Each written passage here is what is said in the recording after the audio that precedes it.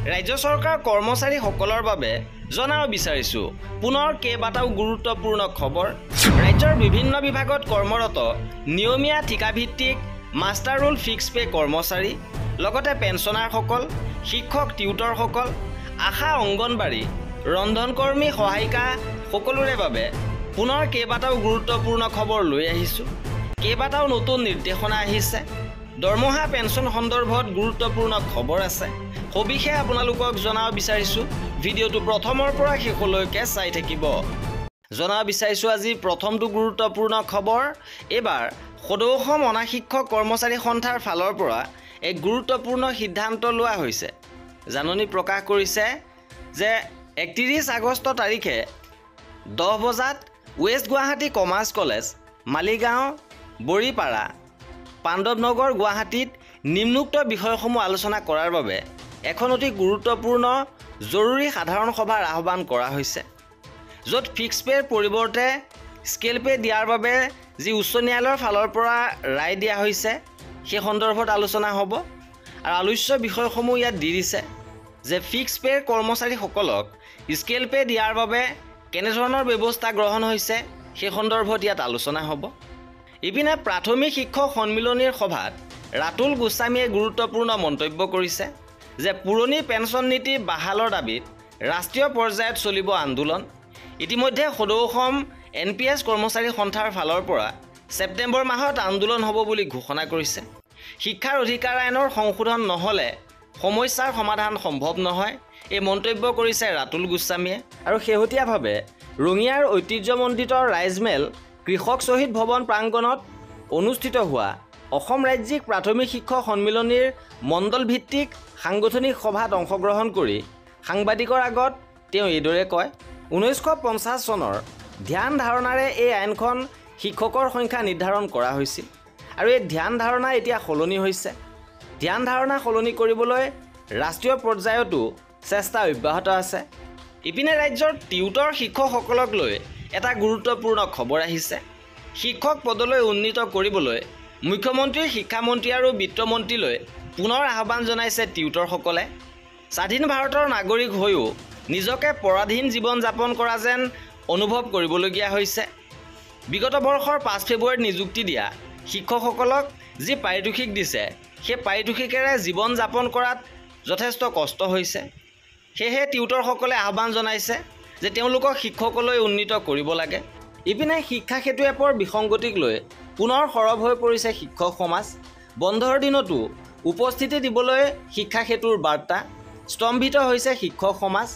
এপৰ বিসংগতি নিৰূপণৰ বাবে গঠন কৰা সমিতিৰ প্ৰতিবেদন ৰাজহুৱা কৰাৰ বাবে এইবাৰ দাবী কৰিছে। লগতে আৰ্জিত ছুটিকে ধৰি আন সমস্যা সমাধানৰ আহ্বান জনাইছে চৰকাৰক। এই সন্দৰ্ভত বক্তব্য প্ৰদান কৰি সদৌ অসম সন্মিলিত শিক্ষক মঞ্চৰ মুখ্য সম্পাদক উৎপল চক্ৰৱৰ্তীয়ে কয় যে শিক্ষকসকলৰ আৰ্জিত ছুটি বৃদ্ধি কৰিব লাগে।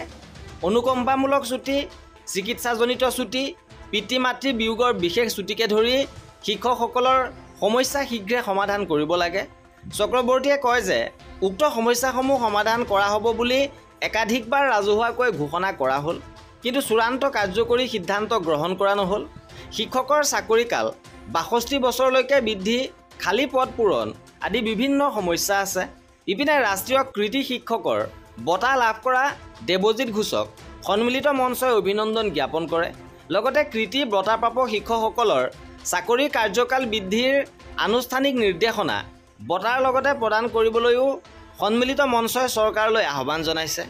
ইপিনে ৰাজ্যৰ ফিক্স পে কৰ্মচাৰীসকলক নিয়মীয়া কৰাৰ বাবে দাবী উঠিছে। মঙলদৈ প্ৰেছ ক্লাবত সংবাদমেল। ৰাজ্যৰ 13,000 ফিক্স পে কৰ্মচাৰীক নিয়মীয়া কৰাৰ বাবে দাবী। ৰাজ্যৰ 1992 চনৰ পৰা বিভিন্ন বিভাগত সেৱা আগবঢ়াই অহা প্ৰায় 13,000 কৰ্মচাৰী প্ৰতাৰণাৰ বলি হোৱাৰ অভিযোগ উঠিছে। মঙলদৈ প্ৰেছ ক্লাবত অনুষ্ঠিত সংবাদমেলত এই বিষয়টো উত্থাপন কৰি অৱসৰৰ পাছত খালী বেগ লৈ গৃহত প্ৰৱেশ কৰিব লাগিব বুলি ক্ষোভ ব্যক্ত কৰে। লক্ষণীয় যে মঙলদৈ প্ৰেছ ক্লাবত অৱসৰপ্ৰাপ্ত কেজুৱেল ফিক্স পে কৰ্মচাৰী সন্থাই সংবাদমেলত কান্দোনত ভাঙি পৰে। অসমত 33টা বিভাগত কৰ্মৰত 13,000 কেজুৱেল ফিক্স পে কৰ্মচাৰীৰ বৰ্তমান নাজল নাথল অৱস্থা। 1990 চনৰ পৰা কৰ্মৰত এইসকল কৰ্মচাৰীৰ ভিতৰত 2005 চনত 31,049 জনৰ চাকৰি নিয়মীয়াকৰণ কৰা হ'ল। যদিও আজিও 13,000 কৰ্মচাৰীৰ নিয়মীয়াকৰণ নহ'ল, সেয়েহে নিৰুপায় হৈ কৰ্মচাৰীসকলে সংবাদমেল অনুষ্ঠিত কৰিছে আৰু চাকৰি নিয়মীয়াকৰণ কৰিবলৈ আহ্বান জনাইছে। ইপিনে ৰাজ্য চৰকাৰ কেবিনেটে আন এটা গুৰুত্বপূৰ্ণ সিদ্ধান্ত লৈছে। অসম গছপুলি ৰোপণ আৰু শস্য উন্নয়ন নিগমৰ কৰ্মচাৰীসকলৰ বাবে এই সিদ্ধান্ত লোৱা হৈছে। কেবিনেটে অসম গছপুলি ৰোপণ আৰু শস্য উন্নয়ন নিগম লিমিটেডৰ কৰ্মচাৰীসকলৰ VRS আৰু ইয়াৰ বন্ধকৰণৰ বাবে অনুমোদন জনাইছে। এইসকল কৰ্মচাৰীয়ে VRS ল'ব পাৰিব। ইপিনে ৰাজ্যৰ টিউটৰসকলক লৈ মুখ্যমন্ত্ৰী মহোদয়ে কৰিছে ডাঙৰ ঘোষণা।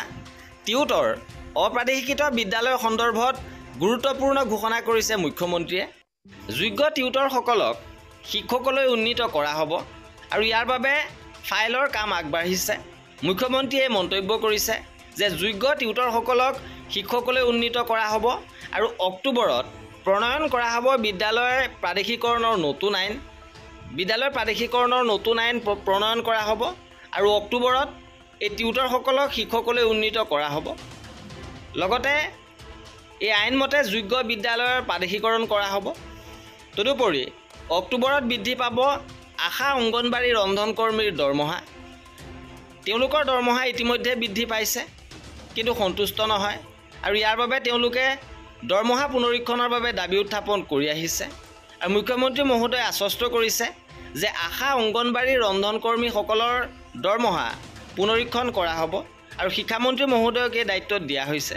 আৰু এয়া আছিল আমাৰ আজিৰ ভিডিঅ'টোত। কৰ্মচাৰী আৰু পেঞ্চনাৰৰ সকলো খবৰ পাই থাকিবৰ বাবে আমাৰ চেনেলটো ছাবস্ক্ৰাইব কৰি ৰাখিব। ভিডিঅ'টো শেষৰলৈকে চোৱাৰ বাবে বহুত ধন্যবাদ।